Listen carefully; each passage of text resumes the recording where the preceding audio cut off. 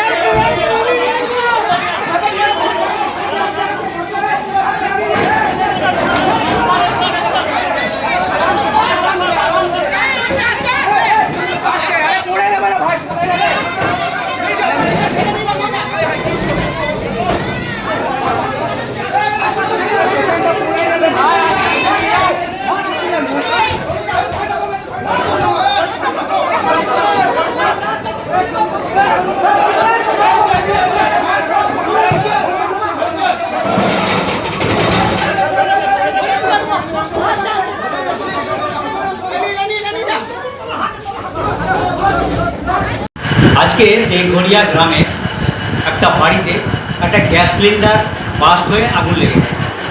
সেই আগুনটা পাড়ার লোক এবং আত্মীয় স্বজনরা কেউ বুঝতে পারেনি যে গ্যাস সিলিন্ডারে বাস্ট, যার জন্যে ইন জেনারেল পাবলিক এটা সবাই মিলে ঝাঁপিয়ে পড়ে আগুনটা নেওয়ার জন্য। কিন্তু তারপর থেকে গ্যাস সিলিন্ডার একটা একটা প্রচণ্ডভাবে বাস্ট হয়। তারপরে সমস্ত লোকজন আহত হয়। মোটামুটি 8 থেকে 10 জন আহত, তাদের মধ্যে 2 জন মহিলা এবং 7 জন থেকে 8 জন এবং পুরুষ আছে।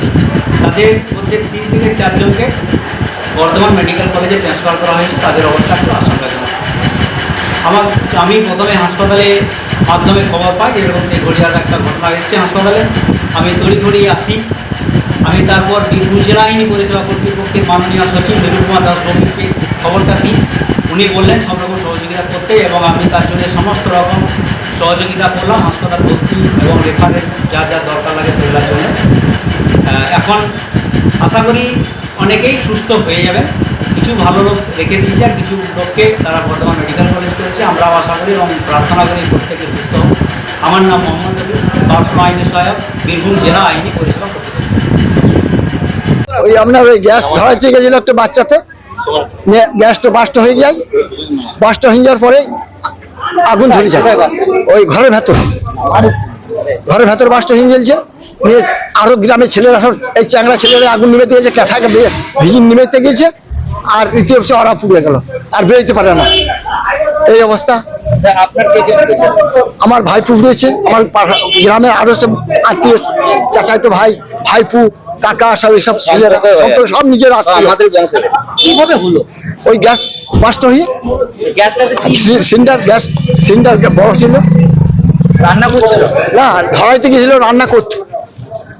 কে ধরাতে গেছিল? একটা ছেলেতে মেয়েতে ওইভাবে হয়েছে। যে আহত বুঝতে হয়েছে তার নাম কি? আহত হয়েছে আমাদের দুধবল আর মালু, আর ওই তোমার একজনের নাম কালো, কালু। আর দুজন কালো হবে। কালো নাম দুটো কালো, দুটো কালো। আর মহিলাও, আর মহিলা দুটো আছে। আর মহিলা আছে দুটো। 8 জন হয়েছে। এখন তারা কিরকম অবস্থা? দেখুন হাসিটা আছে তো, দেখুন বুঝতে পারবেন স্যার। ওদের নিয়ে আসেন হাসপাতালে লিক করছিল সিলিন্ডার থেকে। হ্যাঁ, কিছু একটা মানে ফিল্ড থেকে ছিল না। বলছি গোটা ঘর কি পড়ে গেছে? হ্যাঁ, গোটা ঘর টিন কিন্তু একবার আগুন ধরে গেছে। কোঠা পড়া ছিল, কোঠা গেল তো পাটাতেও আগুন ধরে গেছে। ওই মুহূর্তে এদিকে তুলে আনা হয়ে যাবে। বাড়ি কি ছিল? পাকা না মাটির বাড়ি। মাটির বাড়ি টিন দেওয়া আছে। বাড়ি এখন জ্বলছে। এই অবস্থায় চলে আসা হয়েছে। তারা কি বাড়িতে ছিল না? তারা বাঁচাতে গিয়ে বাড়িতে কজন ছিল?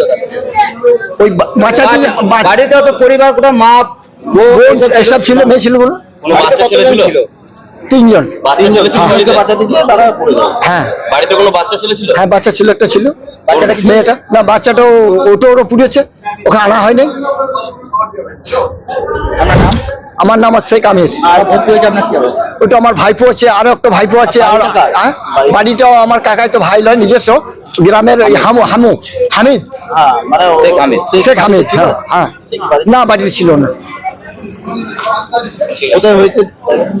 তেঘুরি। আপনার নাম? আমার নাম শেখ আমির। আপনি? আমি ওই গ্রামের লোক। ওই কুস্তি